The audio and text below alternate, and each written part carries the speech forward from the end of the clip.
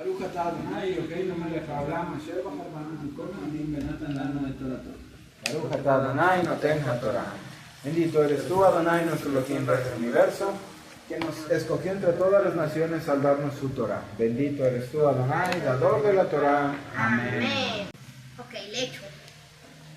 Mi tema es sobre los transformes. Ya verán por qué.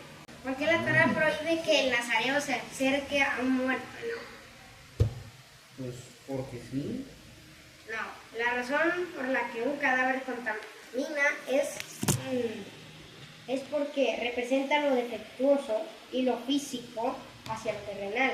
Y el nazareo debe de evitar cosas más difundidas a lo terrenal, ya que él está en un nivel más espiritual, eso. Pero, por el contrario, el hecho de confrontar la mortalidad humana motiva a las personas espiritualmente. Como por ejemplo cuando Dios castigó a Adán, específicamente estoy hablando de Adán, él lloró acerca de esto.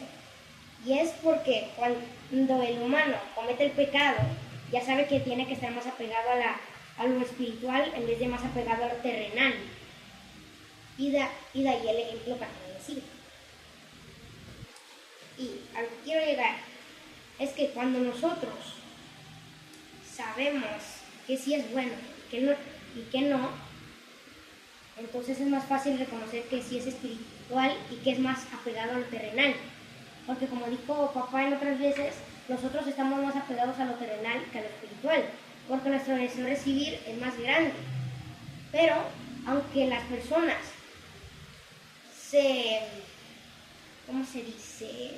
no quieran un poco de nivel más espiritual, el alma sigue queriendo ese deseo de Torah, de recibir, pero espiritualmente, no terrenal. Y cuando comprendamos que nosotros podemos alcanzar esa chispa de iluminación más alta, pues bien, como dice papá, hay que aprender acerca de la Torah. Luego, en cuanto a la palabra Nazir, eso de los nazarenos. Nasir.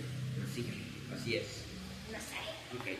La palabra Nazir, muchas personas la hacen ver, más bien ¿cómo se dice? La relacionan.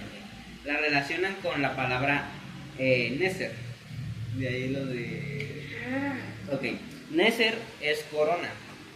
¿Por qué se relacionan Nazir con Neser, que es corona? Y es por esa parte de la restricción. Un Nazir, una persona que controla sus impulsos, que se restringe para poder volverse más elevado, más puro, más cercano al eterno, es aquella persona que logra controlar toda esa parte terrenal de sí mismo, su deseo de recibir, y limita eso para poder hacer algo mejor con su vida. El único que puede controlar sus impulsos es aquel al único que se le podría considerar digno de portar una corona. Aquel al único que se le podría atribuir esa capacidad de portar esa elevación. Cuando... ¿A los reyes? No, a las personas que sí de verdad controlan sus impulsos. Sí, porque si estás hablando de los reyes... No, si estamos hablando de los reyes, sí, no. eran todo lo contrario. Se volvían locos. Sí. Cuando, por ejemplo, cuando una persona quiere, digamos, comer un pastel y sabes que quieres una rebanada de pastel, pero después de eso sabes que vas a querer más, entonces no deberías de tomarlo, de comerlo. Lo mismo con otras cosas de nuestra vida. Si sientes y si sabes también que eso que tú estás teniendo, eso que tú quieres, al final lo único que va a hacer es que lo quieras más y que no puedas dejar de consumirlo, que lo veas no solo como algo que quieres, sino como una necesidad, entonces no deberías de tomarlo. Aquella persona que logra distinguir entre lo necesario y lo que nada más quiere, lo que no le conviene también, es aquella persona que se puede considerar un nazir, aquella persona que sí está hecha para poder ascender a una parte espiritual más amplia. quitar todo lo terrenal y ir solo a lo que sí necesitas, solo lo que sí requiere. También quería hablar sobre las personas adúlteras. En la parashá nada está escrito de a gratis y todo tiene una razón de ser. La parte del adulterio está poco antes de que empiece a hablar de los nazir y también tiene su razón de ser. El adulterio es una vibración espiritual baja. Bajas de una forma drástica y empiezas pues mal. La única forma de poder subir tu espíritu, toda esa parte espiritual, es lo mismo, siendo una persona restringida, siendo una persona que intenta conectarse mejor con el Eterno, que intenta acceder espiritualmente a lo que ella sabe que es correcto. Entonces por eso es que está después del adulterio la parte de lo del nazir, para hacer relación a que de lo bajo tienes que subir, de lo bajo tienes que volver a conectarte con el Eterno. Tienes que volver a intentar reparar esa conexión que destruiste. Que fácil no va a ser, porque todo lo que hacemos siempre viene una consecuencia. Y en el caso de ese, pues ya vemos qué consecuencias tiene. Bien, comenzamos con la parashá. Esta es la segunda parashá del libro de Bamidbar, la parashá de Naasó, que lo toman de la palabra toma, que inicia la parashá que el Eterno le dice a Moshe que tome un censo de los hijos de Gershom, también por sus clanes y familias, y cuenta a todos aquellos entre 30 y 50 años de edad. Estamos hablando desde la parashá anterior, cuando estaba terminó hablando acerca de los hijos de Kehat, que eran levitas. Entonces Gershom, Kehat y Merari eran todos los encargados de transportar las diferentes cosas. Entonces desde la parashá anterior nos habla acerca de que se cuenten a los levín, de que se cuenten a los levitas, y en este caso dice que tienen que cortar a los hijos de Gershom, que también eran levitas, y dice todos aquellos entre 30 y 50 años de edad, todos los que forman el cuerpo que hace el trabajo de servir en el tabernáculo del testimonio. Las familias de Gershom serán responsables para transportar cargas. Ellos llevarán la cortina del tabernáculo del testimonio, su cubierta, la cubierta de piel fina sobre ella y la pantalla para la entrada al tabernáculo del testimonio, los tapices para el patio y la pantalla para la entrada del patio junto al tabernáculo, alrededor del altar, junto con las cuerdas y todos los utensilios que se necesitan para su servicio. Ellos harán el trabajo relacionado con estas cosas. Y entonces vamos a la parte que le toca a Gershom. A cada uno de los Kohanim le corresponde su parte del servicio dentro del tabernáculo, con lo que tiene que ver con las ofrendas, lo que tiene que ver con el incienso y lo que tiene que ver con todo lo que hacían los Kohanim, los sacerdotes.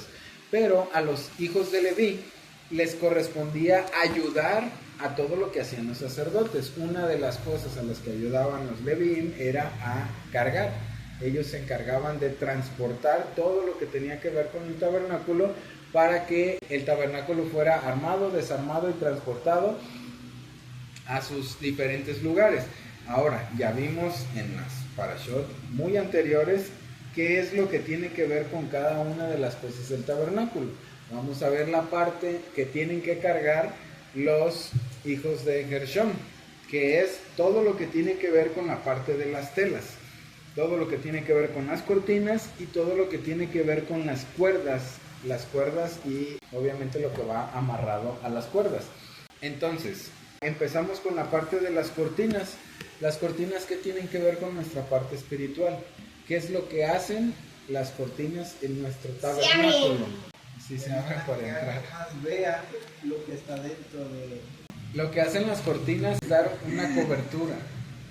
Las cortinas hacen que alrededor de nosotros, en el caso del tabernáculo, las cortinas hacen que alrededor del tabernáculo y alrededor de tanto de la tienda, de la parte externa que era el atrio, como de la parte interna que era el Makom Kadosh, estuviera cubierto completamente la parte que tiene que ver con el tabernáculo. Recuérdense que las cortinas eran de azul, púrpura, hilo escarlata, hilo de tejido, que tienen que ver con la parte espiritual interna de nosotros.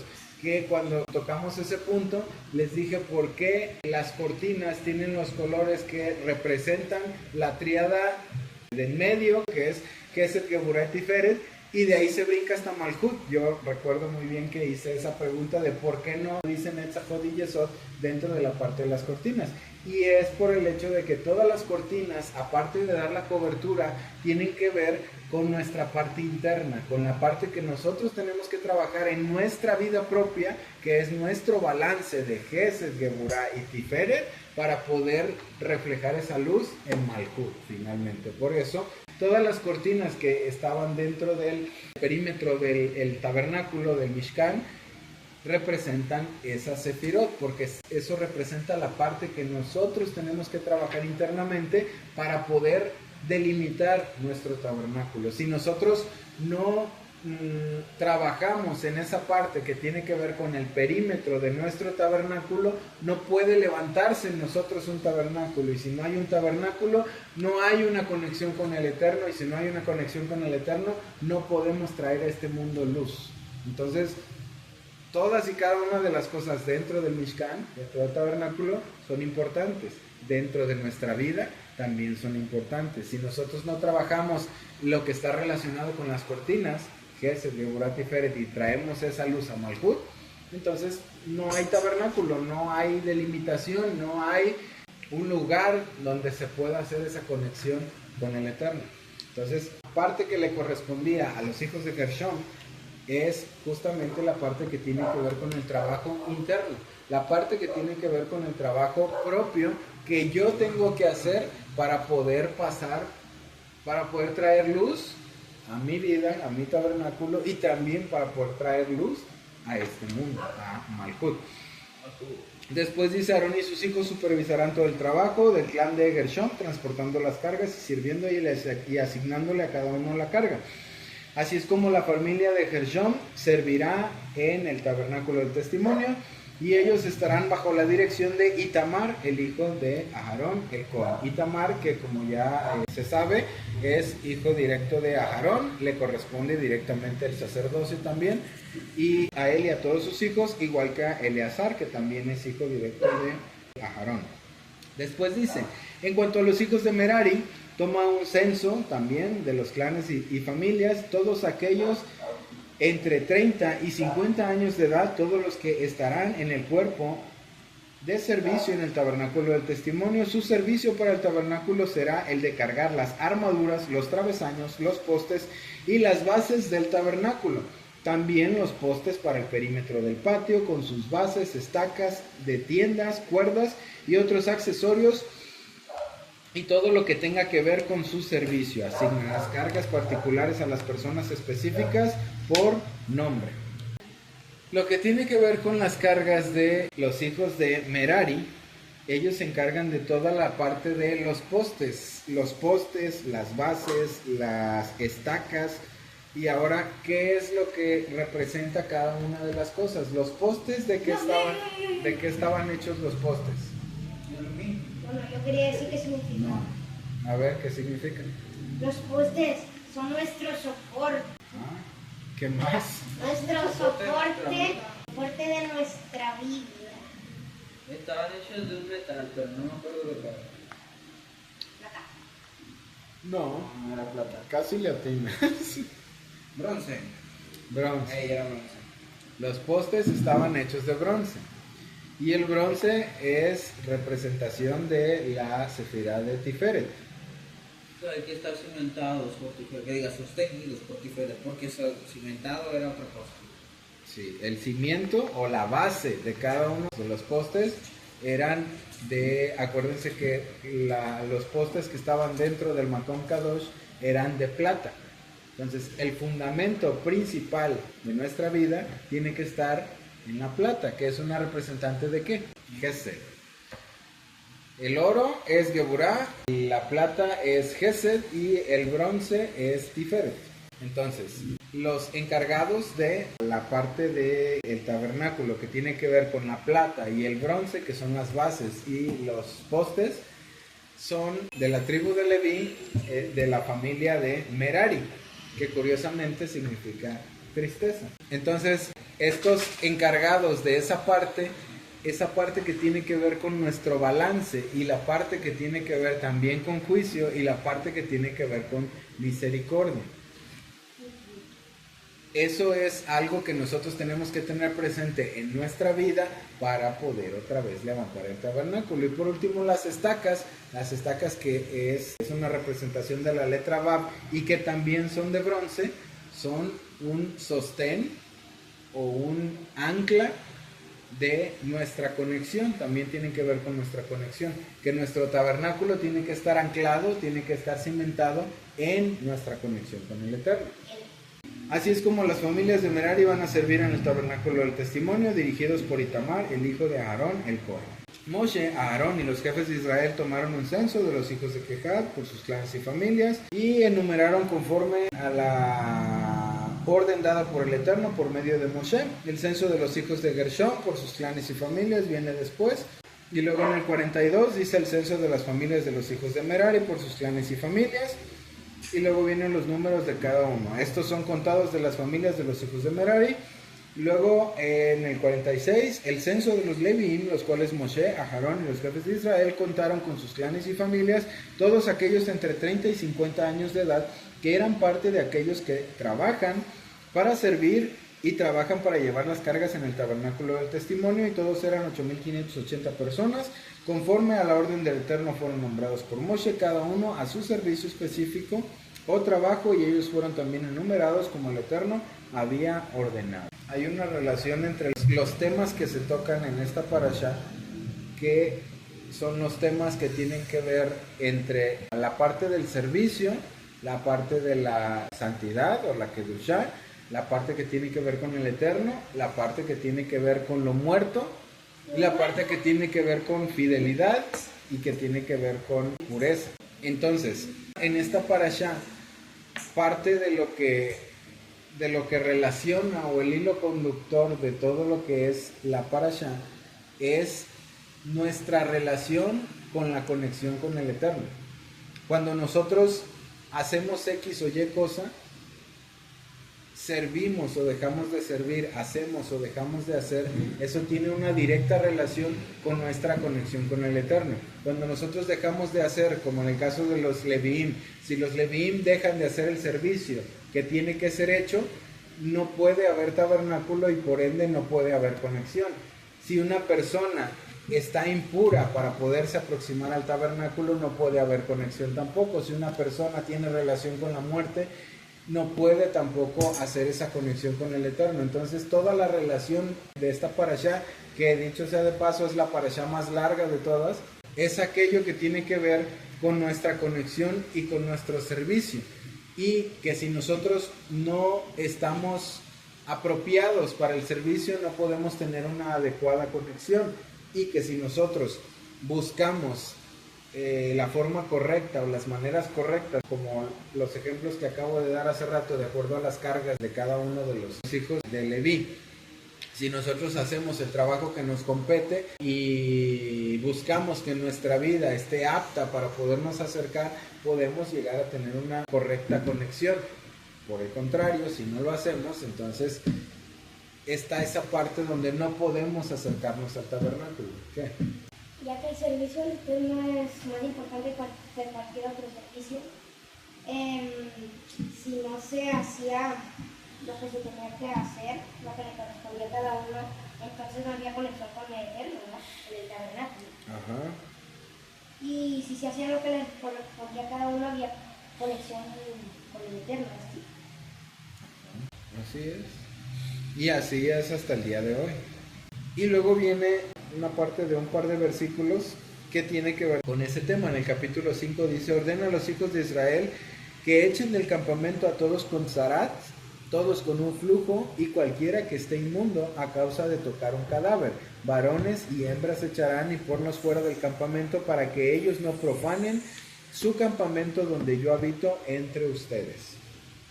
Y ya luego empieza a hablar más adelante, en el versículo 6 ya empieza a hablar acerca de la mujer sotá. Pero en estos dos versículos habla acerca de que saquen del campamento a todos aquellos que tienen zarat a todos aquellos que tienen flujo y a todos aquellos que están inmundos por un cadáver. ¿Cuál es la relación que tienen esas tres personas?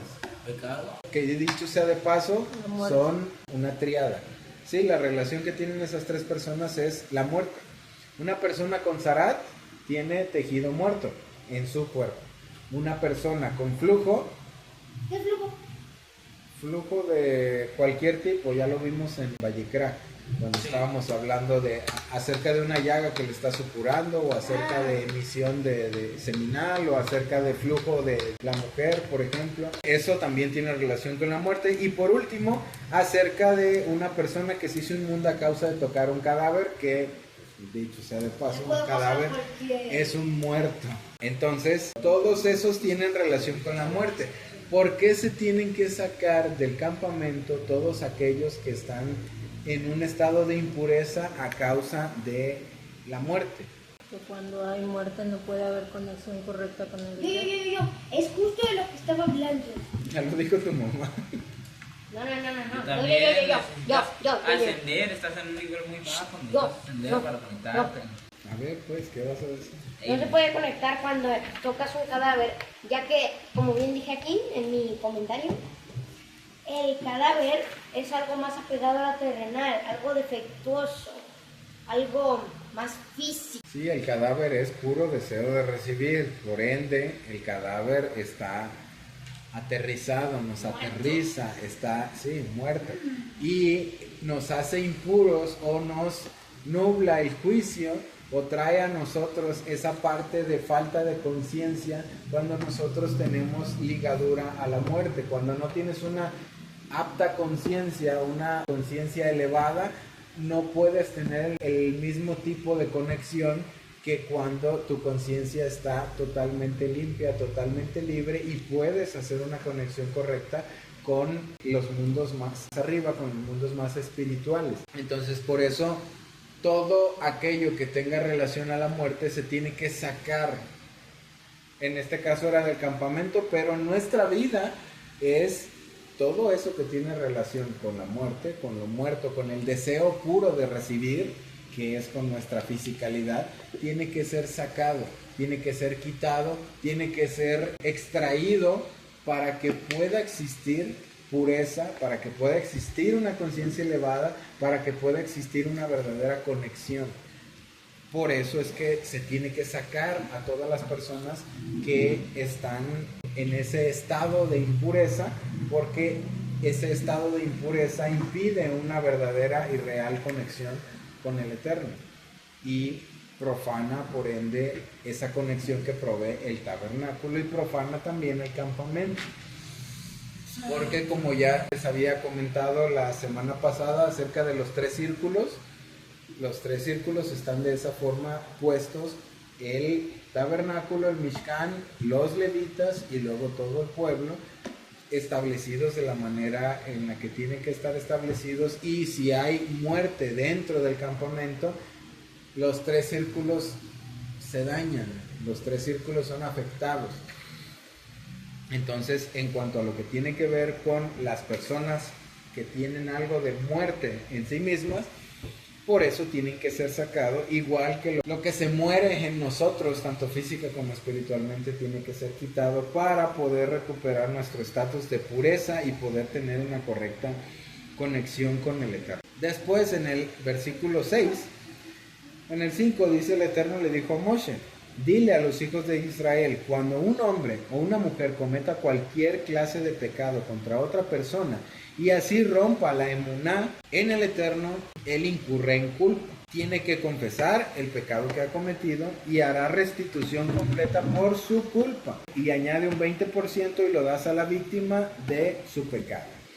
En este caso está hablando de algo que ya habíamos visto anteriormente en Shemot, si no me equivoco, cuando habla acerca de las leyes de restitución. Cuando estamos hablando acerca de leyes de restitución, si tú dañas algo, que en este caso dice que si un hombre o una mujer comete cualquier clase de pecado contra otra persona, cualquier clase de pecado, ¿en qué sentido?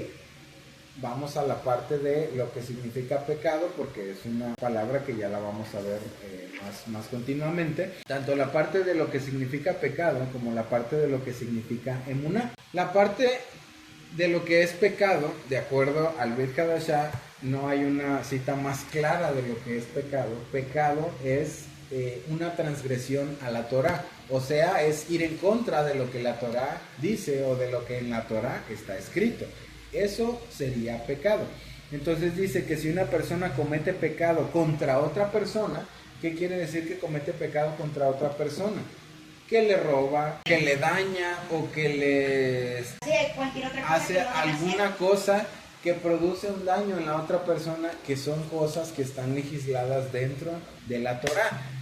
En la Torah, cuando hablamos acerca de esos puntos, era si tú le robas a alguien, tienes que pagar por el robo que hiciste. Si tú le dañas algo a alguien, tienes que restituir lo que le dañaste más un 20% para que la persona quede saldada y no te guarde rencor. Entonces, cuando estamos hablando de esta parte, justo de esta parte que dice que una persona peca en contra de otra, quiere decir que esa persona le dañó algo a otra persona. Entonces tiene que aceptar que sí, efectivamente le dañó a la otra persona algo y tiene que restituir por el daño que hizo más un 20% para que la persona quede satisfecha por lo que le dañaron. Actualmente ya no se hace de esa manera. Normalmente ya en la actualidad, si bien te va, te restituyen lo que te dañaron, pero no se añade un 20%.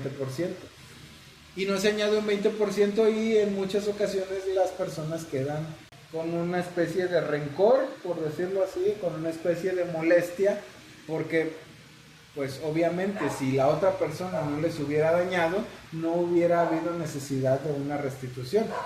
Eso es en el caso de que exista una restitución. Ahora, en la actualidad, en muchos casos, la restitución tampoco se da. Entonces, la persona queda aún más molesta con aquel que cometió el pecado o con aquel que le dañó, porque no existe una restitución de lo que me dañaron. Nada más es en muchas ocasiones pues discúlpame, se dañó, o discúlpame porque te hice esto o te hice aquello. No hay una restitución del daño. Y cuando no hay una restitución del daño, corremos el riesgo de que la otra persona, más bien de acarrearnos a nosotros mismos el odio de la otra persona porque nosotros no fuimos justos al restituir lo que le dañamos nosotros a otra persona. Si nosotros actuamos de esa manera y no actuamos de manera justa, como está escrito en la Torah, restituir más un 20%, entonces nosotros mismos nos acarreamos el juicio negativo por no hacer lo que es correcto dentro de lo que está escrito en la Torah. Y dice, un pecado que comete contra otra persona y así rompe la emuná en el Eterno e incurre en culpa.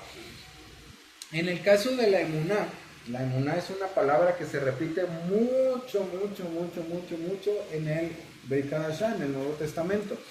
Pero no quiere decir que sea una palabra exclusiva del Brit Hadashah, sino es una palabra que ya existía y que solo se le da un enfoque distinto, por decirlo así, en el Brit Hadashah, aunque en realidad, tanto en el Brit Hadashah como en el Tanaj, tienen que ver exactamente con lo mismo. Es la misma cosa y la misma relación. Emuná es, en una sola palabra, la fidelidad.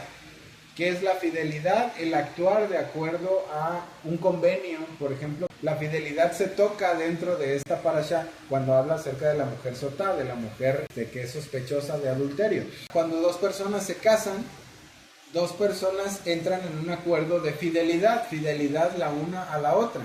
Cuando una de las dos personas es infiel, entonces rompe con la fidelidad a la otra persona. O sea, rompe con un pacto que hizo con la otra persona, con un acuerdo que tiene con la otra persona para guardar la fidelidad, para guardar el que solo van a estar juntos esas dos personas. En ese caso, se rompe ese pacto y existe la infidelidad. En el caso de esta emuná o de esta fidelidad que se está hablando, es con el Eterno. ¿Por qué? Porque el Eterno con su Torah hizo un pacto con nosotros, y ese pacto que hizo con nosotros, cuando nosotros hacemos algo que va en contra del pacto, entonces automáticamente somos infieles, o automáticamente pasa lo que está escrito aquí: rompemos la fidelidad con el Eterno, o rompemos la emuná con el Eterno, y somos acreedores de la culpa que tiene relación con el pecado o con la transgresión que acabamos de cometer. En este caso es una transgresión hacia otra persona. Eso es lo que está narrando en esta parte muy específica de la Torah. Y entonces dice que tienes que restituir, pero la Torah va un poco más allá, no solo a una persona viva, sino después habla acerca de una persona que ya murió. Dice: si la persona no tiene un pariente a quien la restitución se le debe hacer hecha por culpa, entonces lo que es dado por restitución por la culpa pertenece al Eterno, esto es, al Cohen, aparte del carnero de expiación por medio del cual se le hace la expiación a él. En este caso, cuando tú cometes una transgresión contra otra persona y esa persona, por X o Y razón, antes de que tú restituyeras el daño, muere, tú ya no tienes a quien restituirle el daño, pero tú sigues siendo culpable. Sigues siendo culpable por haber hecho lo que era incorrecto y tienes todavía la culpa sobre ti. Tienes que traer tu corbán, que es tu ofrenda, por la culpa, y tienes que traer también la restitución por la transgresión o por lo que dañaste a esa persona. Y dice que si aún esa persona muere, no es como que si la persona muere, como pasa con algunas deudas, por ejemplo, deudas en el tiempo actual. Hay contratos en los que si una persona tiene una deuda, en el contrato hay una cláusula que dice que si la persona muere, la deuda automáticamente queda finiquitada. En este caso, sí, o sea que queda saldada, ya no debe nada a nadie. En este caso no. Si la persona a la que yo le debo muere, yo le tengo que pagar al pariente más cercano de la persona. Si es un varón y tiene esposa, tengo que pagarle a la esposa. Si no hay ni varón ni esposa, pero están los hijos, yo tengo que pagarle a los hijos. Si no está ni el varón, ni la esposa, ni los hijos, o sea que toda la familia ya no está, yo tengo que pagarle ya sea al papá, al tío, al primo, al pariente más cercano que tenga esa persona, para poderle hacer la restitución correspondiente, porque la deuda no se acaba hasta que yo cumpla con lo que la Torah dice, con lo que en la Torah está escrito, que es que yo traiga mi corbán por culpa, por lo que yo hice, al tabernáculo, y que aparte del corbán yo haga restitución. Ahora, en nuestro punto, ya que no hay tabernáculo y no podemos traer ningún corbán, ya que no hay a dónde traer el corbán y no hay dónde hacer ese sacrificio, y que ya lo vimos cuando estábamos viendo toda la parte de Vayikra, entonces, ¿qué pasa si todos esos pecados por culpa, por decirlo así, o todos esos pecados, esas transgresiones me fueron perdonados a causa de Yeshua, el Mesías, y que Él pagó por nuestros pecados y por nuestras culpas y por todo aquello que nosotros teníamos que pagar? Entonces quiere decir que si yo incurro en un pecado de este tipo y yo hago una transgresión con alguna persona, ¿ya no le tengo que pagar nada porque Yeshua ya pagó por mí? No. ¿Por qué no? Porque eso no tiene sentido. Porque el responsable es... Es como lavarse las manos y decir que no tiene la responsabilidad ni culpa de lo que pasa. Así es. Que ponte con sangre ese chico sea grande, no vale. Sí, y es cierto, Yeshua pagó por los pecados y Yeshua pagó por lo que a nosotros nos correspondía, pero no en el sentido de que nos vemos ahora en la libertad de hacer cualquier tipo de transgresión y ya no tengo que restituirle nada a nadie porque Yeshua ya pagó por mí. Ese no es el sentido del sacrificio de Yeshua. Es que todo aquello que nosotros teníamos que pagar en relación al pecado que nos trajo la muerte como humanidad, Él lo pagó. Pero eso no quiere decir que nosotros nos vemos libres de, si dañamos a otra persona, restituir lo que le dañamos a otras personas. Eso tiene total vigencia y eso lo tenemos que hacer porque eso es lo que está escrito en la Torah que tenemos que hacer. no somos libertados de cualquier responsabilidad por hacerle daño a cualquier otra persona. Estamos obligados a responder por cualquier cosa que nosotros dañemos a otra persona. Y si esa persona no quiere que le pagues, estás obligado a pagarle, ¿no? ¿Por qué no querría que le pagues? Hay personas que son orgullosas. No, déjate de eso. También hay personas que, digamos, un amigo, que le dañas algo y te dicen, no, no hay problema, no me lo pagues. De todos modos, estás obligado a pagarle, ¿no? Puedes insistir para hacer la restitución correspondiente y de hecho deberíamos insistir hasta que la persona lo acepte. En el caso de que no lo quiera aceptar, esa restitución que nosotros debiéramos hacer, se la hacemos a través de un regalo o se la damos a través de alguna otra cosa, algún otro tipo de beneficio. O sea, nosotros tenemos la responsabilidad de restituir. Si la persona te liberta de esa responsabilidad, eso no quiere decir que automáticamente ya no tengas la responsabilidad de restituir. Si tú dañaste algo, tienes que restituir ese algo. Y si tú tienes con qué restituir, restitúyelo de cualquier forma. Pero tu responsabilidad termina cuando restituyes.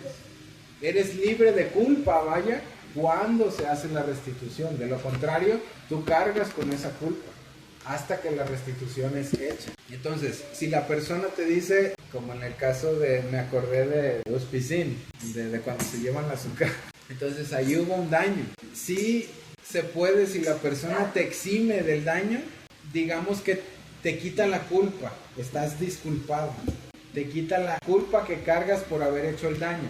Sin embargo, nuestra responsabilidad o nuestra manera más correcta de actuar sería, ok, no me aceptó la restitución, pero acéptame un regalo. Como la parte esa del 20% donde sirve no solo para que restituyas lo que dañaste, sino para que la persona, en vez de que genere odio en la persona, quede contenta por tu acto de generosidad o por tu acto de aceptar lo que realmente hiciste. Aceptar que te equivocaste, te haces responsable y entonces respondes en base a la responsabilidad de lo que hiciste. Entonces, sí, puede ser que una persona te exima de la culpa, pero siempre está el que nosotros vayamos más allá para evitar acarrearnos el juicio de otra persona.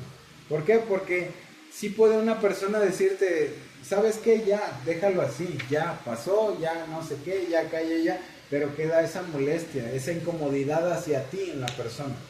Y ese 20% añadido es justamente para evitar que quede todo resto de esa incomodidad de la otra persona contra ti.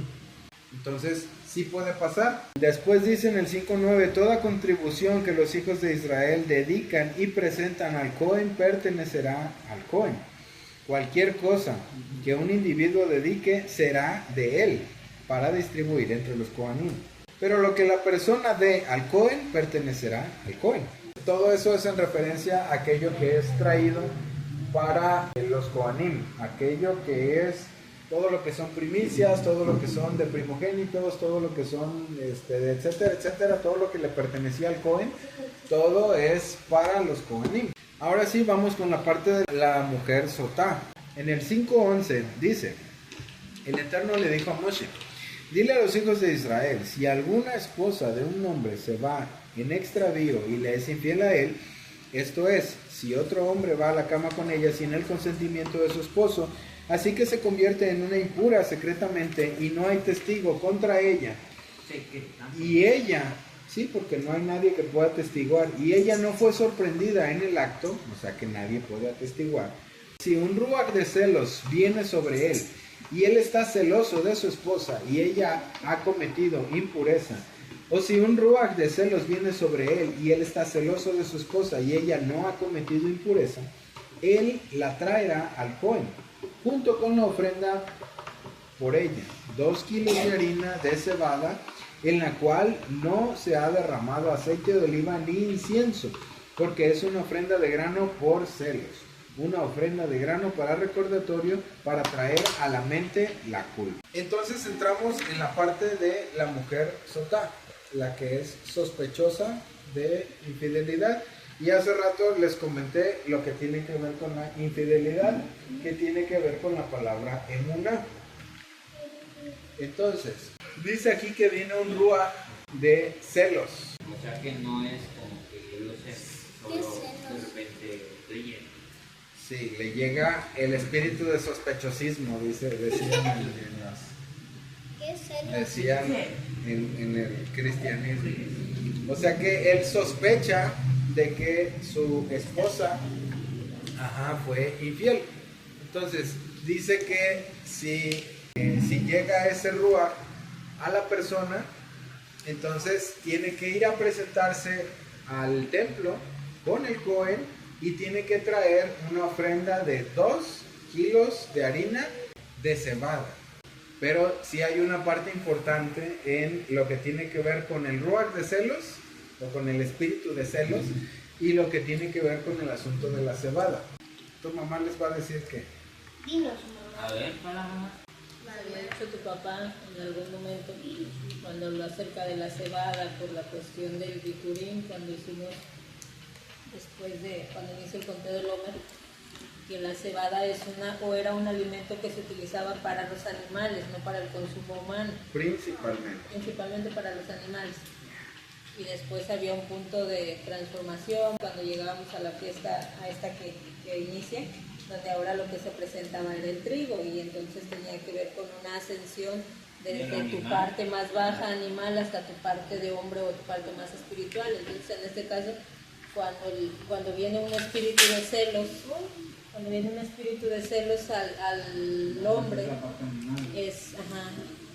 podríamos decir que es esa parte baja, esa parte de conciencia baja a lo mejor, que le provoca ese instinto o ese punto de celos, y por eso lo que tiene que llevar como ofrenda justamente es cebada. Así es. Entonces, esa parte que dice que lo tiene que traer de cebada, así como ya explicó su mamá, y entonces dice, el Cohen la traerá al frente y la pondrá delante del Eterno en el templo. El Cohen pondrá agua Kadosh, o el agua que es la que encontramos en el templo, en la fuente, ¿no?, en una vasija de barro, y entonces el Cohen tomará un poco del polvo del suelo del tabernáculo y lo pondrá en el agua. Aquí vamos a hacer otra pausa. Se tiene que traer del agua, el agua que es representante de ¿qué? Misericordia. Y a la vez también es representante de juicio. Porque recuérdense que el agua estaba en la fuente que era de bronce, que el bronce es para que nosotros podamos hacer un juicio de nosotros mismos. Entonces, esa agua que se traía de la fuente, del bronce, esa agua se ponía en una vasija de barro. Y después a esa vasija de barro se le vertía tierra del patio del templo.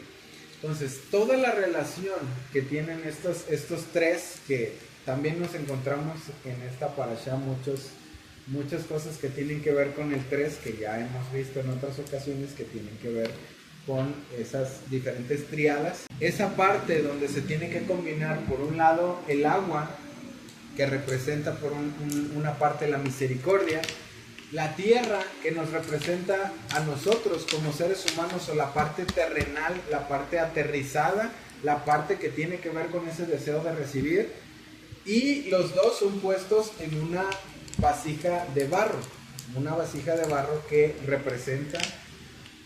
nos representa a nosotros como seres humanos. Entonces, la parte esta donde se hace esta combinación de, por un lado, la misericordia, por otro lado, el deseo puro de recibir, y por otro lado, la vasija, o sea, nosotros, esas tres son una representación de nosotros como seres humanos. En nosotros como seres humanos está puesto el deseo de recibir, por un lado, internamente está puesto. Por otro lado, la misericordia del Eterno, de ser como Él y de dar como Él da. Y por último, nosotros, que somos la vasija o el recipiente.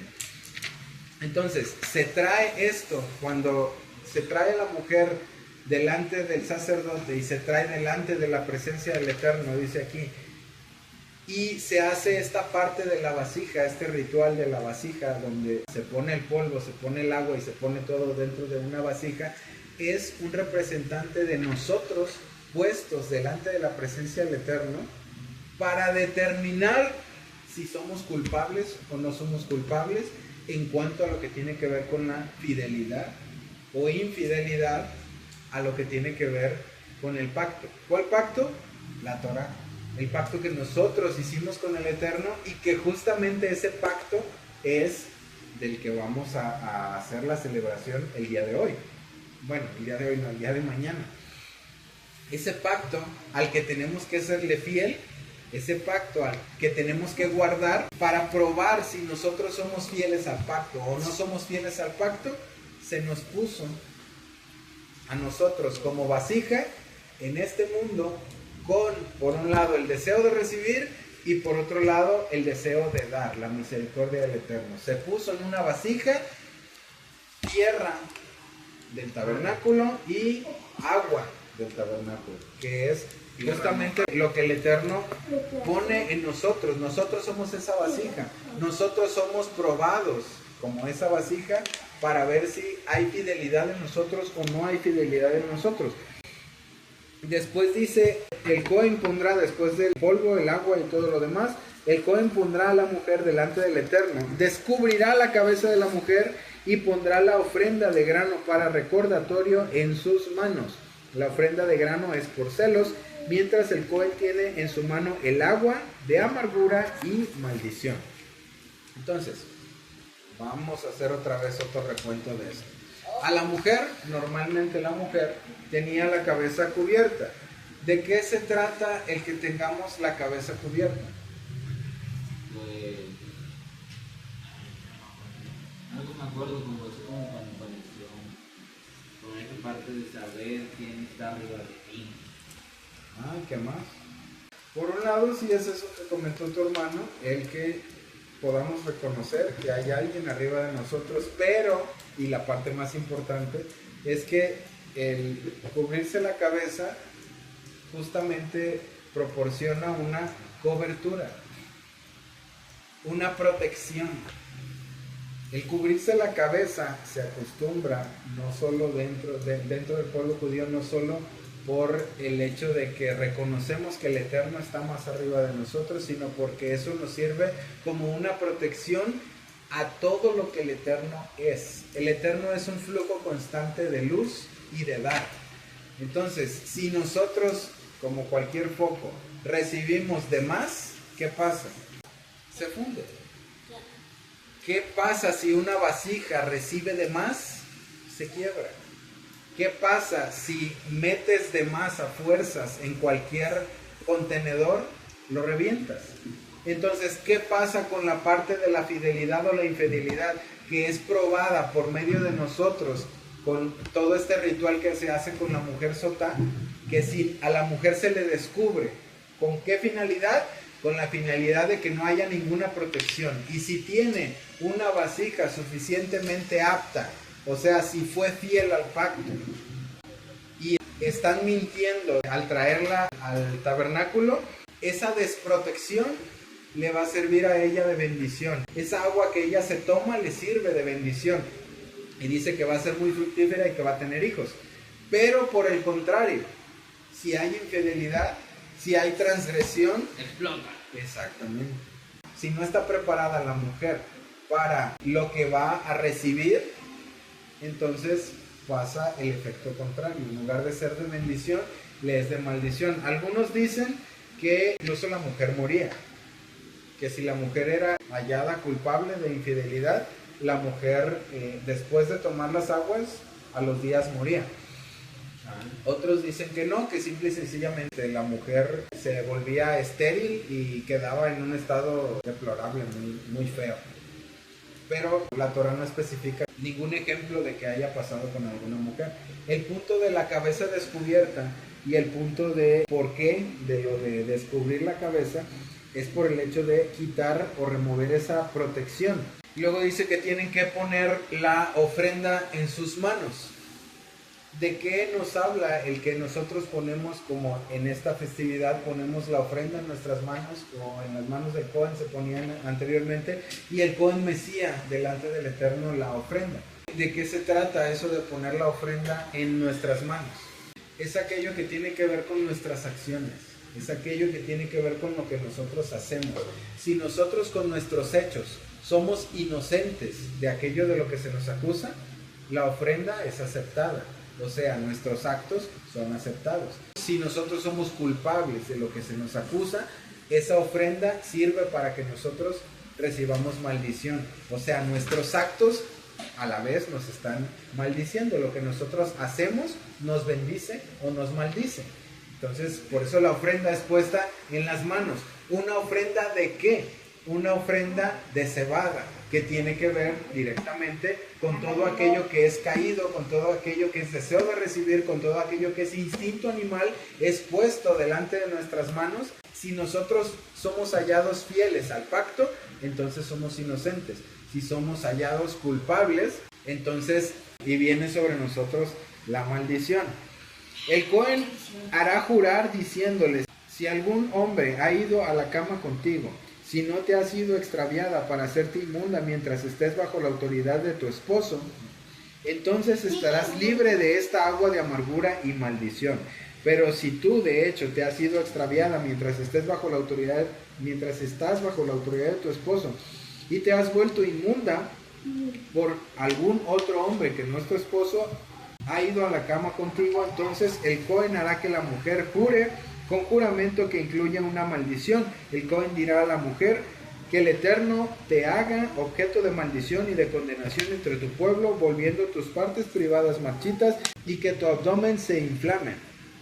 Que esta agua que causa la maldición entre tus partes internas y haga que tu abdomen se inflame y tus partes privadas se marchiten. Y la mujer responderá: amén. Entonces dice, el Cohen escribirá estas palabras de maldición en un rollo y las lavará con el agua de amargura, y hará que la mujer beba el agua, y el agua de amargura y maldición. El agua de maldición entrará en ella y se convertirá en amargura. Entonces el Cohen removerá la ofrenda de grano por celos de las manos de la mujer, mecerá la ofrenda de grano, igual que la otra que se va a mecer en la festividad, delante del Eterno, y la traerá al altar. El Cohen tomará un puñado de la ofrenda de grano como su porción de recordatorio y la hará subir en humo en el altar. Después de eso, él hará que la mujer beba el agua. Cuando él haya hecho que ella beba el agua, entonces si ella está inmunda y ha sido infiel a su esposo, el agua que causa maldición entrará en ella y se convertirá en amargura.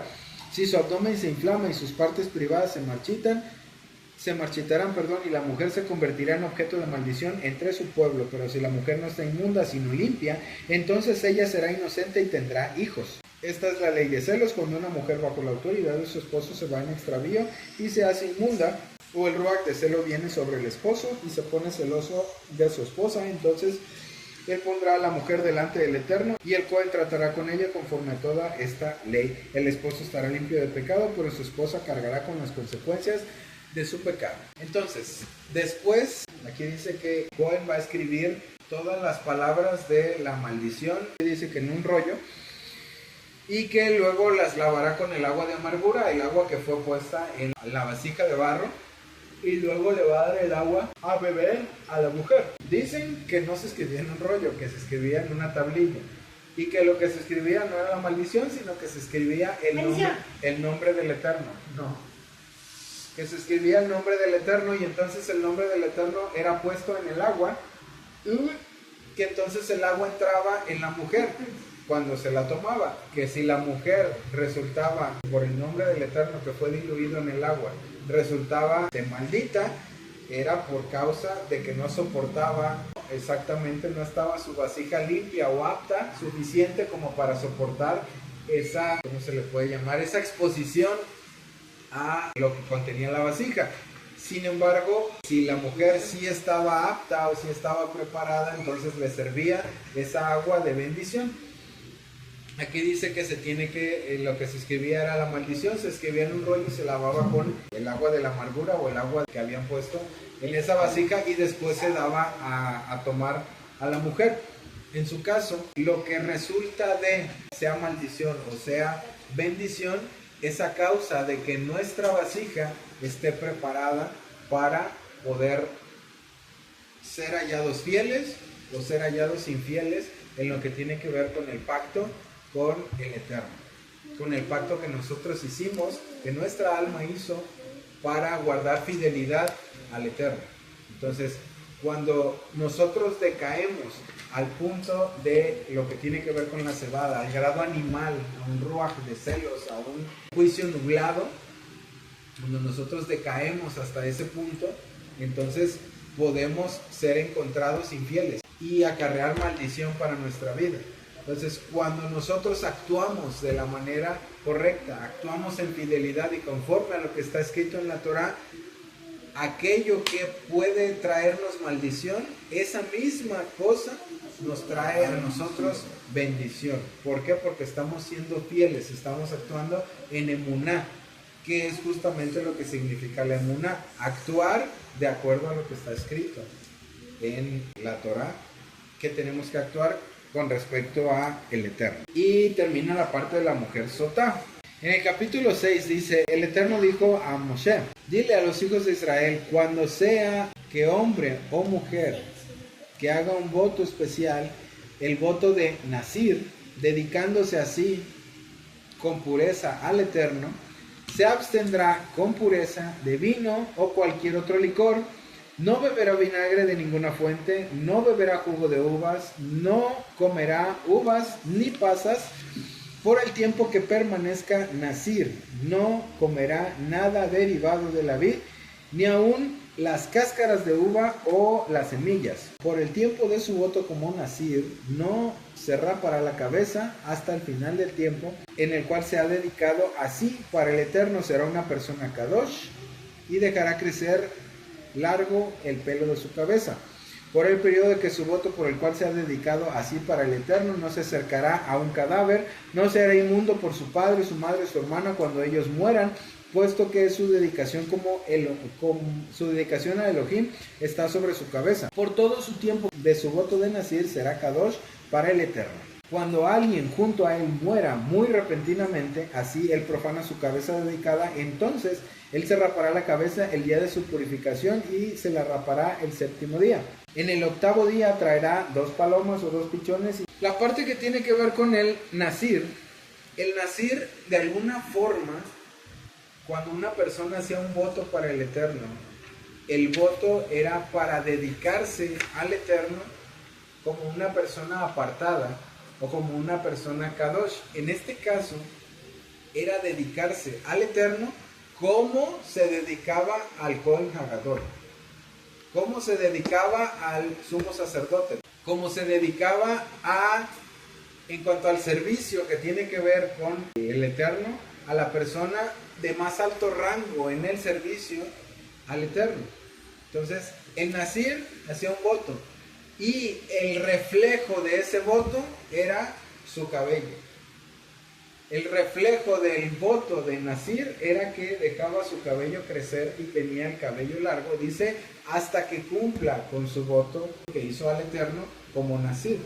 Mientras tanto, no puede profanarse a sí mismo de ninguna manera. No puede profanarse, así como el Kohen Hagadol no podía hacerse inmundo por un muerto, él tampoco podía hacerse inmundo por ningún muerto. Así como el Cohen no tenía que beber licor, él tampoco. Y justamente cuando hablamos acerca de Aharimot, después de la muerte de Nadab y Abiú, que muchos dicen que fue por causa del licor, entonces no sabemos exactamente. La Torah dice otra cosa. Entonces, así como el Kohen Hagadol no podía beber licor, no podía incurrir en cosas que tienen relación con los muertos, él aparte tenía que reflejar ese voto por medio de su cabello. El cabello, dentro de la parte cabalista, está relacionado con como si fuera una antena de recepción de la luz del Eterno. Pero, así como nosotros tenemos esa antena de recepción en nuestro cabello que recibe, y a través de esa recepción podemos hallar bendición o podemos hallar en nosotros la luz del Eterno, si nosotros vamos en contra de, que es más o menos, rompemos la fidelidad con el Eterno o vamos en contra del voto que hicimos con el Eterno para mantenernos kadosh, o sea que si el Nazir, ese pelo largo le servía como bendición por estar dedicado al Eterno, pero si él rompía su voto, su pelo largo se le volvía en maldición. Ese mismo pelo se vuelve también juicio. Y dentro de la Kabbalah tiene esos dos aspectos el pelo, la parte de la recepción y la parte que tiene que ver con el juicio. Entonces, si un nazir va en contra de su voto, el pelo se le convierte en juicio. Por eso dice que si una persona repentinamente muere o tiene contacto repentino con un muerto, automáticamente se tiene que cortar su tiempo de nazir. ¿Por qué? Porque si continúa así como de, no pasó nada, todo aquello que le servía de bendición como nazir, que su reflejo de nazir principalmente es el pelo, todo eso se le revierte en lugar de en una bendición, en un juicio. Por eso automáticamente tiene que, cuando cumple su voto de nazir, tiene que cortar su pelo, y dice 7 días después, al 8º día también tiene que cortar su pelo, porque de lo contrario entra en una especie de juicio. Y después entra toda la ofrenda que tiene que ver con el nazir, que dice que va a traer un cordero en su primer año como ofrenda de culpa, y los días anteriores como ofrenda de culpa en el caso de cuando alguien murió repentinamente cerca de él. Y esta será la ley para el nazir en su periodo de dedicación. Cuando haya terminado, será traído a la entrada del tabernáculo del testimonio, donde presentará su ofrenda al Eterno, un cordero en su primer año sin defecto. Aquí no es como cuando alguien muere repentinamente, sin defecto como ofrenda quemada, y en su primer año sin defecto como ofrenda de pecado, un carnero sin defecto como ofrenda de shalom. Una cesta de matzá o gasas hechas de harina fina mezcladas con aceite de oliva, y obleas sin levadura untadas con aceite de oliva, y su ofrenda de grano y su ofrenda de libación. Y todo eso lo tiene que traer el nazir cuando termina su voto como nazir. El Cohen los traerá delante del Eterno y ofrecerá una ofrenda de pecado como su ofrenda quemada, y el carnero, y el nazir rapará su cabeza. Y luego continúa el carnero, el Cohen mecerá como apartado para el Eterno y apartado para el Cohen. Después en el 6:22 dice: el Eterno dijo a Moshe: habla a Aarón y a sus hijos y diles que así es como bendecirán a los hijos de Israel. Y entonces viene la bendición que hacemos cada Shabbat. El llevarejejá, Adonai beishmereja, Yael Adonai panabeleja bejuneja, Yisa Adonai panabeleja, beasem leja shalom. Que el Eterno te bendiga y te guarde, que el Eterno haga su rostro resplandecer sobre ti y te muestre su favor. Que el Eterno levante su rostro hacia ti o te muestre su rostro y te dé shalom o te dé paz. De ese modo ellos pondrán mi nombre sobre los hijos de Israel para que yo los bendiga. Esta parte de la bendición, que es la bendición, le dicen la bendición sacerdotal, así es llamada comúnmente, es una bendición que está dividida en 3 partes, también como los otros 3 que ya hemos estado viendo. Y esas 3 partes están de alguna manera relacionadas con aquello que tiene que ver con lo terrenal, con lo espiritual, con lo material, con todas las partes que intervienen dentro de nuestra vida común, de nuestra vida cotidiana, que tienen que ver también con esas 3 partes en las que está dividida nuestra vida de alguna manera al servicio del Eterno, esos 3 círculos que vimos anteriormente, y que tienen que ver también con esas 3 diferentes triadas: la triada de arriba, de donde desciende toda la luz; la triada que sigue, que es toda la parte interna con nosotros; y la triada que sigue, que es la que tiene que ver con aquello que va hacia el prójimo. Entonces se dice que la primera parte, que el Eterno te bendiga y te guarde, es la parte que tiene que ver con lo más arriba, la parte de la triada superior, la parte que tiene que ver con lo espiritual. Que el Eterno haga resplandecer su rostro sobre ti y te muestre su misericordia, que es la parte donde tenemos Gesed Geburat Tiferet, y la otra es Keter Chokmah y Binah. Y la última parte, que dice que el Eterno alce su rostro hacia ti o te muestre su rostro y te dé shalom, que es la parte que tiene que ver con de nosotros hacia afuera, que sería Netzach y Yesod. Toda la parte primera, la parte espiritual, la parte que tiene que ver con Keter Chokmah Binah, es la parte donde nosotros recibimos. ¿Donde recibimos qué? Lo que realmente necesitamos. La parte donde recibimos la luz. Toda la luz del Eterno desciende de la tríada superior. Toda la luz del Eterno desciende de la parte más arriba, que es donde el Eterno comienza a bajar su luz en los diferentes mundos, en los diferentes niveles hacia nosotros, y donde nosotros a su vez recibimos nuestra parte espiritual que corresponde a Keter, Jochma y Binah. Y también de paso Da'at, que es lo que tiene que ver con nuestra conciencia, lo que tiene que ver con nuestro juicio, y todo aquello que recibimos es todo aquello que nosotros vamos a llevar a cabo. Entonces, por eso después de esa parte de que el Eterno te bendiga y te guarde, donde recibimos de manera espiritual, viene que el Eterno haga resplandecer su rostro sobre ti y tenga de ti misericordia.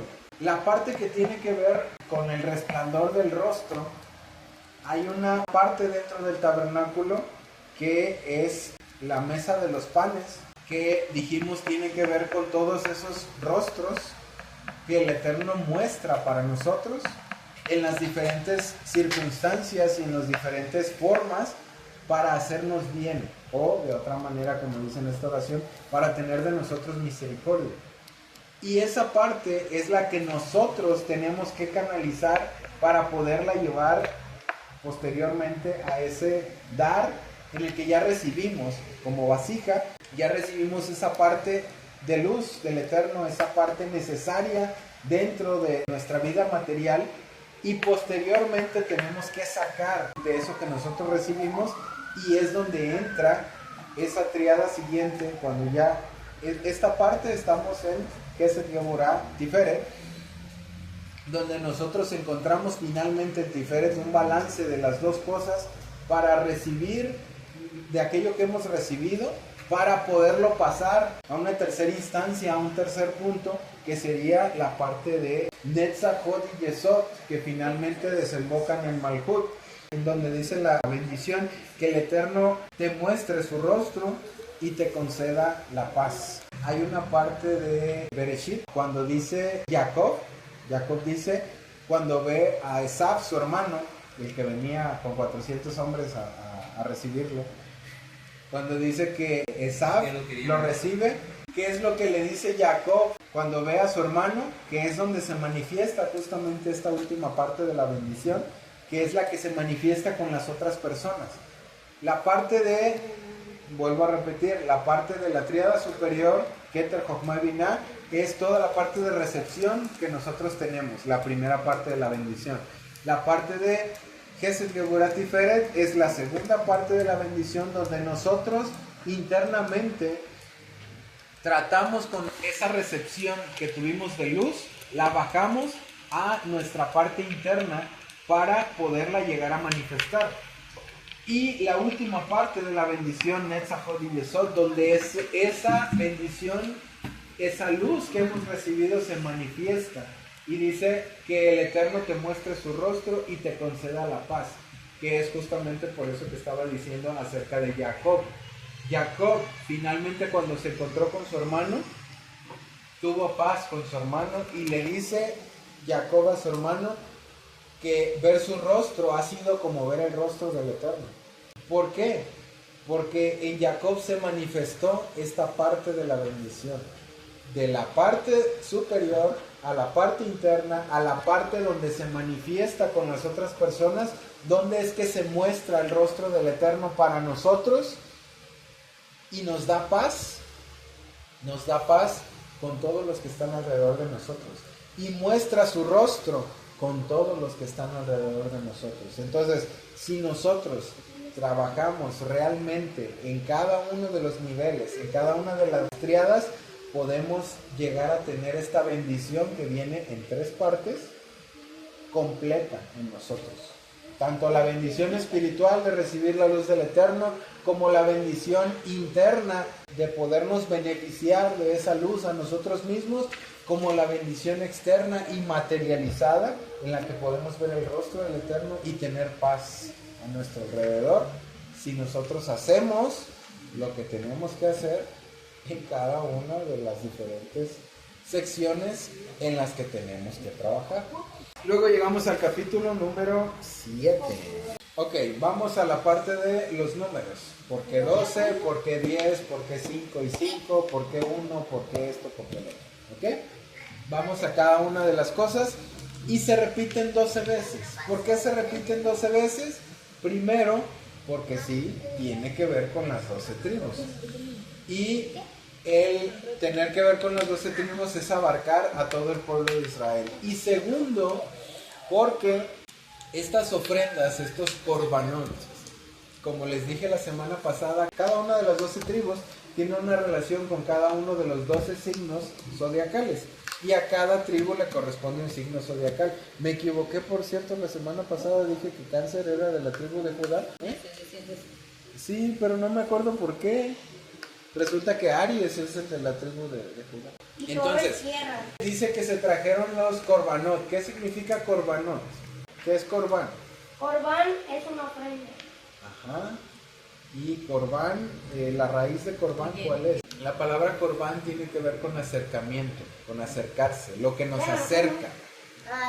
Dicho de otra forma, sí, lo que hace un puente para que nosotros podamos tener contacto directo con el Eterno. Eso es corbán.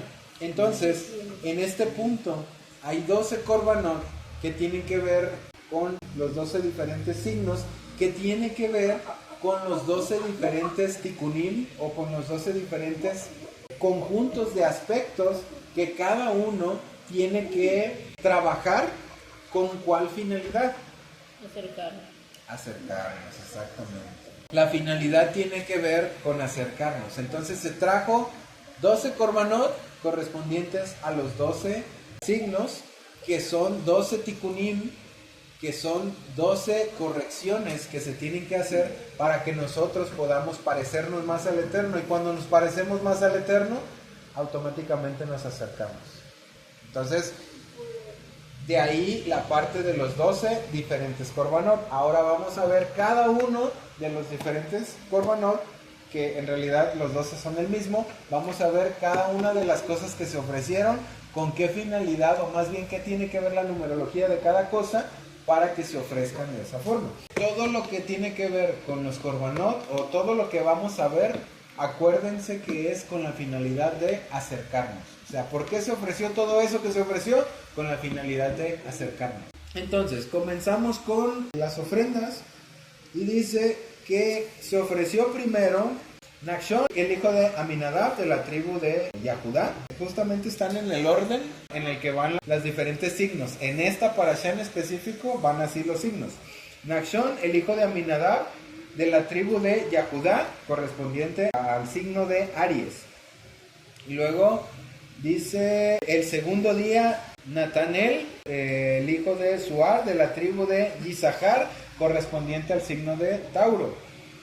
Luego sigue el tercero, Eliab, el hijo de Gelón, de la tribu de los hijos de Zebulún, que ese es Géminis.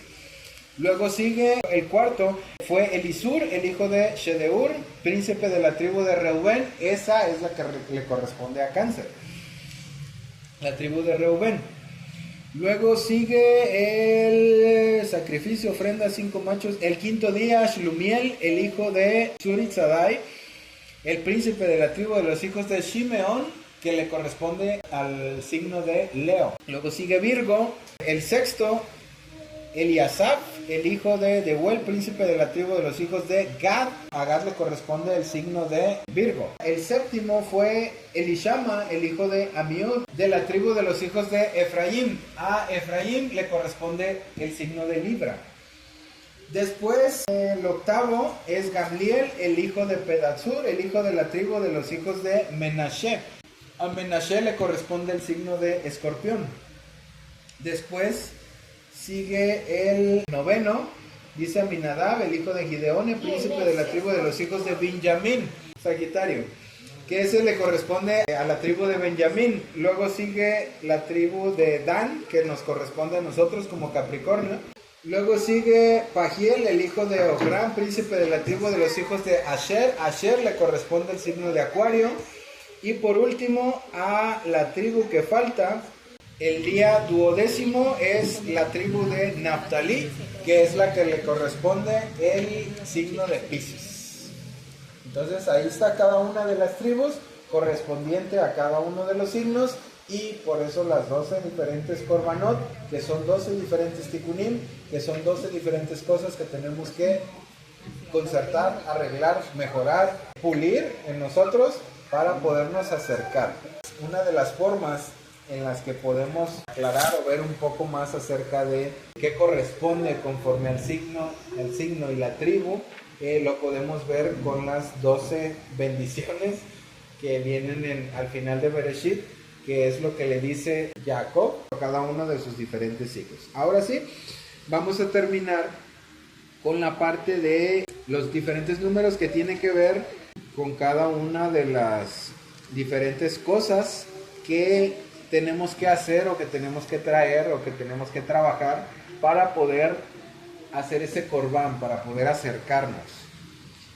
Cada una de las tribus ofreció un plato de plata que pesaba 130 shekels y una vasija de plata que pesaba 70 shekels, llenos de harina fina con aceite de oliva para una ofrenda de grano. Entonces, vamos a la parte del 130. El 130 más bien está relacionado con dos cosas. Primero, por un lado, las 10 sefirot, y segundo, por otro lado, el número 13. El número 13 es una representación directa de la palabra Ahavá. Y las 10 sefirot tienen que ver de alguna manera con el Eterno. Si el número 13, que es Ahavá, se multiplica por 2, da 26, y esos 26 son directamente el Eterno, el nombre del Eterno, el Yud Hei Vav Hei. En este caso, el 130 es una conjunción de las 10 sefirot con Ahavá. ¿Por qué una conjunción de las 10 sefirot con Ahavá? Porque para que nosotros podamos tener ese 13 más 13, o una doble porción de Ahavá, o una doble porción de amor, o al Eterno en nosotros, tiene que haber un trabajo de las 10 sefirot con amor en nosotros. Cuando conjuntamos el trabajo de nuestro árbol de la vida completo y el amor que el Eterno pone en nosotros, entonces se convierte en este 130, se convierte en un corbán. Nuestra vida se convierte en un corbán cuando realizamos nuestro trabajo en nuestro árbol de la vida, y ese trabajo se ve reflejado en Ahavá, en amor. Cuando eso sucede, entonces se puede sumar a nosotros lo que el Eterno es, que es el doble de amor. 13 más 13, que son 26, representando el Yud Hei Vav Hei, expuesto, se puede poner o puede conectar con nosotros a través de que nosotros hagamos esa conjunción de nuestro trabajo espiritual con un trabajo físico. 10 por 13, que suman 130, es un trabajo espiritual conjuntado con un trabajo físico para que nosotros podamos hacer una conexión con el Eterno. Y después viene el plato de 70 shekels. Este 70 shekels se dice que es una representación de las 70 naciones que eran representadas en ese entonces. Si vamos al punto de que ese plato de 130 y ese plato de 70 estaban juntos, quiere decir que nuestro trabajo espiritual, que se ve reflejado en amor, tiene que ser puesto al servicio de todas las naciones, o sea, del 70. El 70 muy comúnmente representa en la Torah a las 70 naciones, que eran literalmente como representar a todo el mundo. Para que nosotros podamos llegar a tener esa conexión más pura, esa conexión más cercana, esa cercanía con el Eterno, hay que hacer nuestro trabajo espiritual, hay que hacer nuestro trabajo físico, y eso hacerlo con todas las naciones, o sea, literalmente con todo el mundo, para que nosotros podamos ser realmente un corbán, algo que nos acerca al Eterno. Y dice que estaba lleno de harina fina mezclada con aceite de oliva para una ofrenda de grano.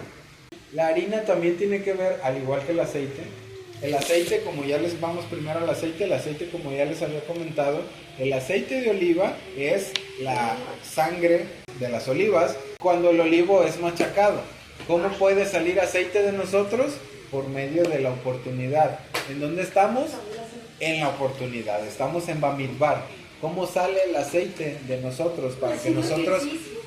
Sí, también. Para que nosotros podamos ser un corbán, para que nosotros podamos tener cercanía con el Eterno, tiene que haber aceite. El aceite solo se saca a través de la presión.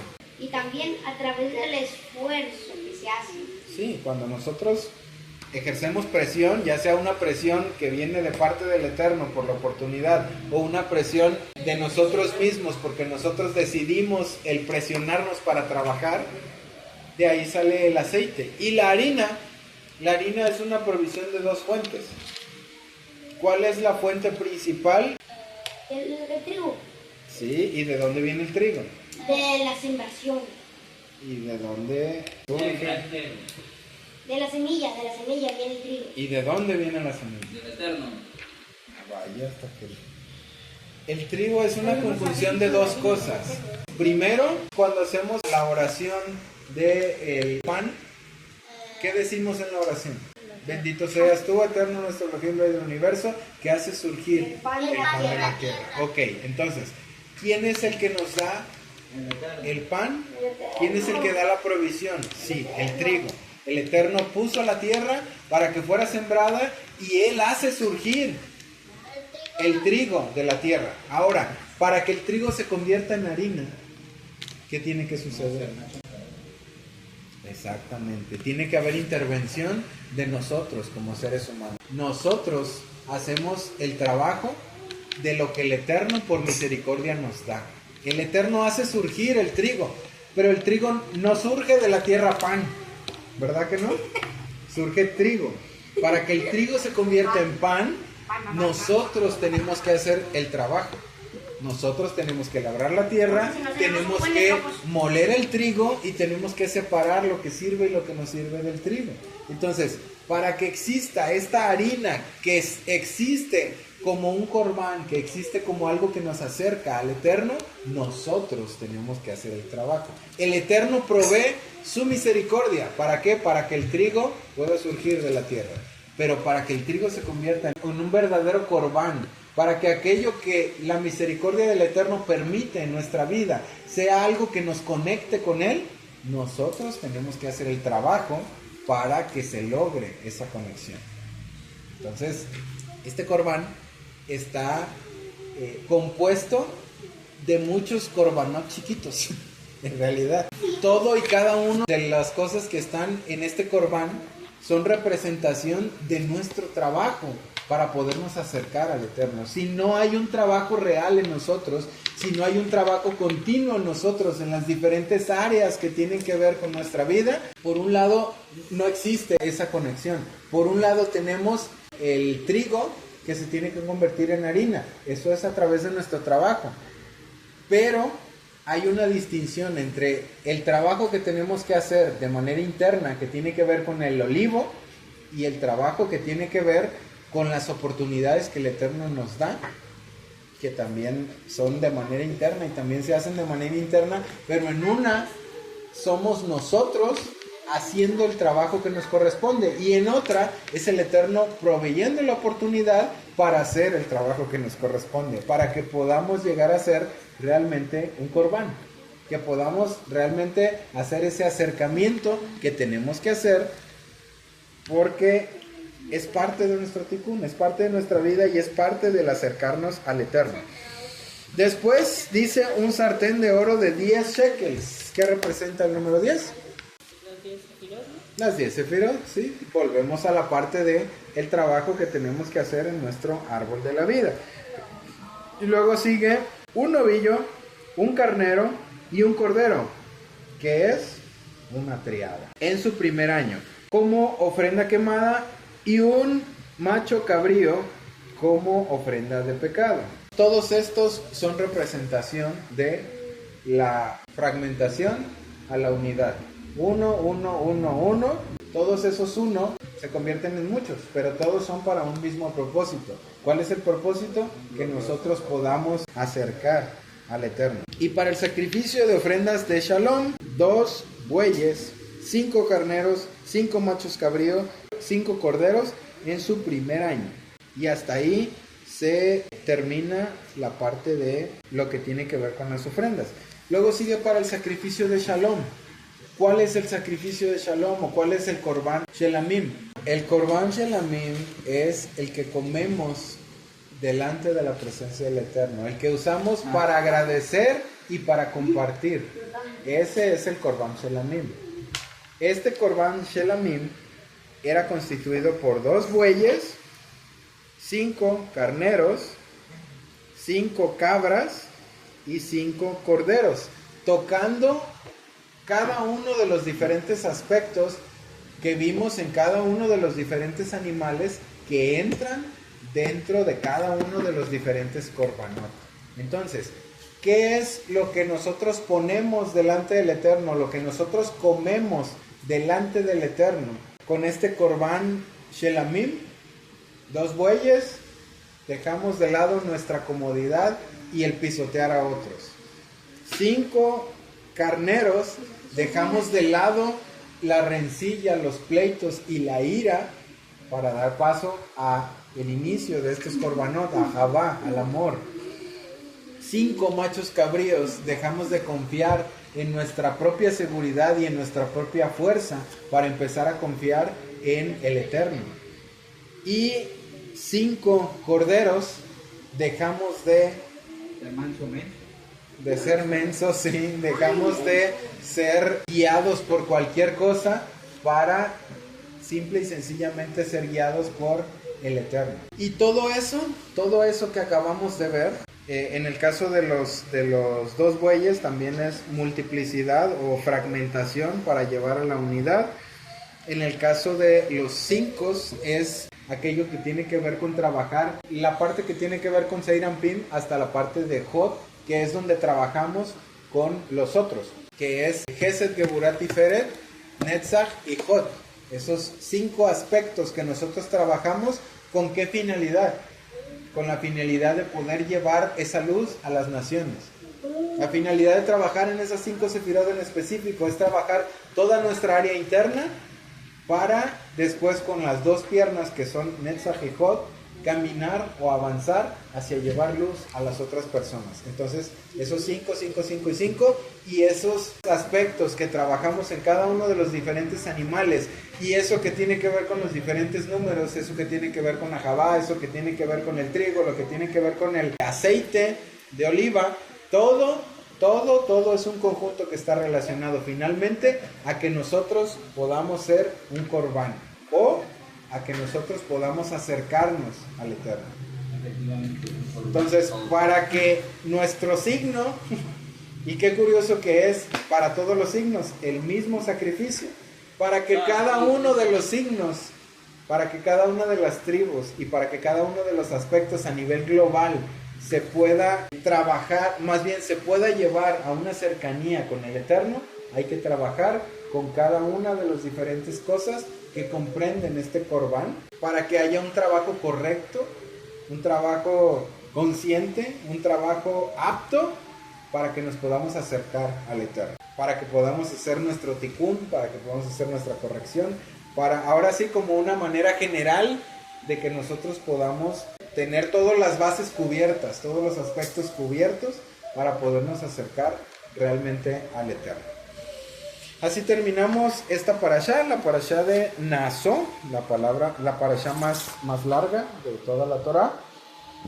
Y que el Eterno nos ayude, nos bendiga y, como dice la oración, que el Eterno haga resplandecer sobre nosotros su rostro y tenga misericordia de nosotros, nos muestre su rostro y nos conceda paz